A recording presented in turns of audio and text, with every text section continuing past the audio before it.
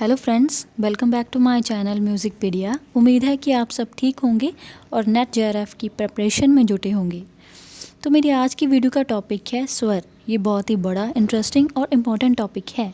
ना जाने इस टॉपिक से कितने ही क्वेश्चंस यूजीसी नेट एग्ज़ाम में आते हैं। इस टॉपिक के बारे में मैं आपको A to Z जानकारी देने की कोशिश करूँगी। तो शुरू करते हैं आज की वीडियो।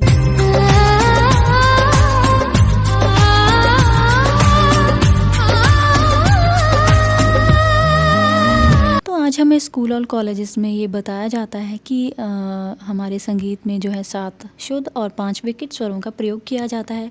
उसी में हम अपने स्कूल में ग्रुप सॉन्ग्स या प्रेयर्स या फिर कॉलेजेस में राग गायन करते हैं। आपने कभी सोचा है कि जब संगीत शुरू हुआ होगा तब भी इतने ही स्वर थे? तो मैं आपको बताना चाहूँगी कि बिल्कुल भी नहीं।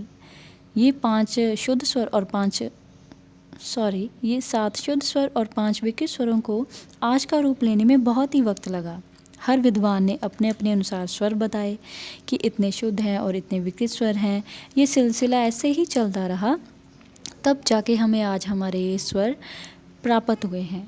अब हम जानते हैं कि ये स्वरों का सफ़र कैसे चला। सबसे पहले हम बात करते हैं वैदिक काल की। वैदिक काल में स्वरों को यम कहते थे। जी हाँ, वैदिक काल में स्वरों को यम कहते थे। आरंभ में जब संगीत शुरू ही हुआ तो वैदिक काल में एक ही स्वर में गायन भिन्न भिन्न मात्राओं में किया जाता था। वो मात्राएं थी हसव, दीर्घ और पलुत।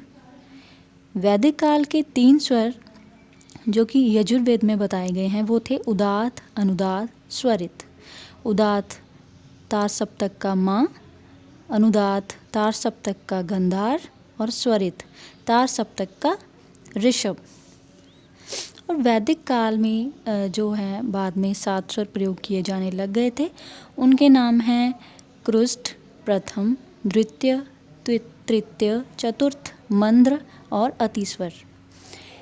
जो आज के स्वरों के अगर हम बात करें तो वो कृष्ट स्वर था तार सप्तक का माँ, प्रथम था तार सप्तक का ग, द्वितीय था तार सप्तक का रे, तृतीय था तार सप्तक का सा, उसके बाद चतुर्थ नी, मंद्र धा और अतिस्वर था पा। उसके बाद इसमें जो वैदिक काल में गायन होता था वो था आर्चिनो गायंती जो था वो एक स्वर में गाई जाती थी। उसके बाद गाथिनो गायंती था वो 2 स्वर में उसका प्रयोग किया जाता था। और जो सामिनो गायंती थी उसमें 3 स्वरों का प्रयोग किया जाता था।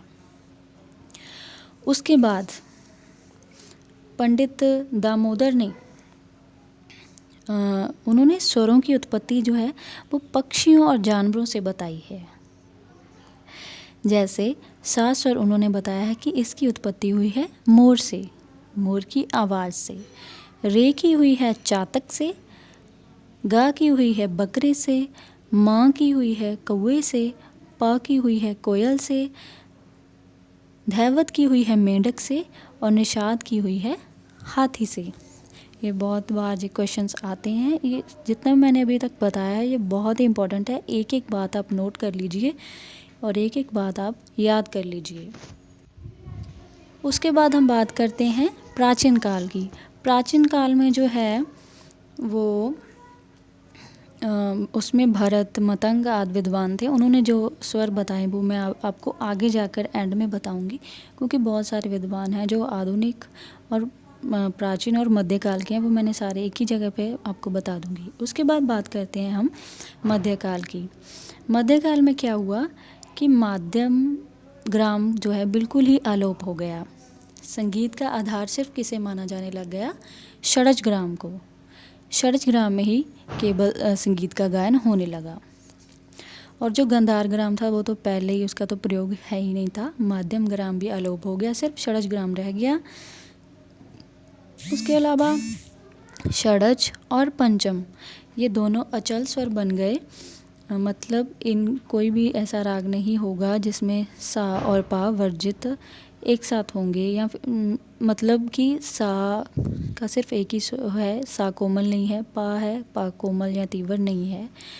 तीसरी क्या उसके बाद जो है वो हुआ, वो स्वरों को जो है आरोही क्रम में गाने लग गए। पहले अवरोही क्रम में गाते थे, हमने पहले पढ़ा था कि उनके वैदिक काल के स्वर थे मा गा रे सा नी धा पा, वो अवरोही क्रम था। फिर मध्यम क्रम में क्या हुआ, आरोही क्रम में जो है गायन होने लग गया। उसके बाद जो है हम बात करते हैं कि अलग अलग विद्वानों ने अपने अनुसार, अपनी समझ के अनुसार कितने स्वर बताए हैं, कितने शुद्ध स्वर बताए हैं, कितने विकृत स्वर बताए हैं। कभी नहीं हुआ मेरे ख्याल से कि ये इस टॉपिक में क्वेश्चन ना आया हो। पहले हम बात करते हैं भरत की। उन्होंने 7 शुद्ध स्वर बताए और 2 विकृत स्वर बताए। उसके बाद नारद, उन्होंने 7 स्वर ही बताए। उसके बाद शारंगदेव, जिन्होंने 7 शुद्ध और 12 विकृत स्वर बताए। उसके बाद है आहुबल, जिन्होंने 7 शुद्ध और 21 विकृत स्वर बताए।